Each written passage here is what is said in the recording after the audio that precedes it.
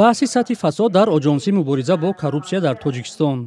намояндагони ин ниҳод ба арзёбиҳои Созмони шаффофияти байнулмилал ё Transparency International, ки дар радабандии ахири худ миёни 180 кишвар Тоҷикистонро дар зинаи 164 қарор дод, розӣ нестанд. Дигараш ин ки ҷумҳурии Тоҷикистон дар мавқеи 164 қарор дорад, ин маъное нест ки ҷумҳурӣ фасодзада бошад. худи ташкилоти Transparency International қайд намудааст ки давлатҳо аз нигоҳи иқтисодӣ, иҷтимоӣ, аз нигоҳи фарҳанг, урфу одатҳо таҳлил карда мешавад ва ин ба минтақаҳо низ таъсир хоҳад расонд.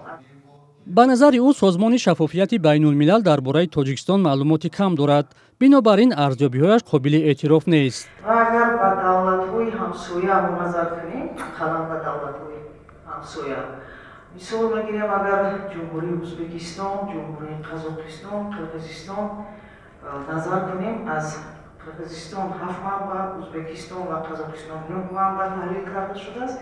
танҳо ҷумҳурии Тоҷикистон, ҷумҳурии Исломии Афғонистон, ҷумҳурии Туркманистон аз 3 манбаъ маълумот гирифтаанд ва манбаъҳо низ таъсир мерасонанд, яъне агар манбаъ нест, маълумот камтар аст.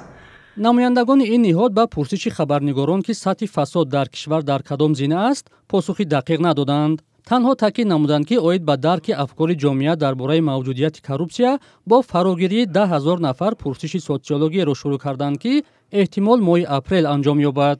ҷомеашинос Музаффар Олимов мегӯяд, пурсишҳои социологӣ вақте метавонанд вазъро маълум кунанд, ки фарогир бо қишрҳои гуногуни ҷомеа бошанд. агар масалан одамои қаторӣ, ман дар назар дорам тамоми намояндаҳои қишрҳои ҷомеаам аз ин методология фарогир бошад, агар ба як хулосаи наздиктар омадан имкон дорад. аммо албатта ки ҳама сола мегузаронанду маълумот қариб ки наздики солҳои пештар аст.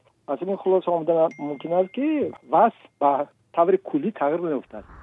вуҷуди фасод дар идораҳои Тоҷикистон дар гузашта борҳо мавриди интиқодҳо қарор гирифтааст. дар оҷонсии мубориза бо коррупсия гуфтанд, барои баланд бардоштани мавқеи кишвар дар радабандиҳое мисли шаффофияти байнулмилал талош хоҳанд кард. тибқи иттилои расмӣ, ин оҷонсӣ дар соли 2024 бештар аз 2000 ҷиноятҳои коррупсиониро дар кишвар ошкор намудааст. зарари молиявӣ дар ҳаҷми бештар аз 420 миллион сомонӣ гуфта шуд.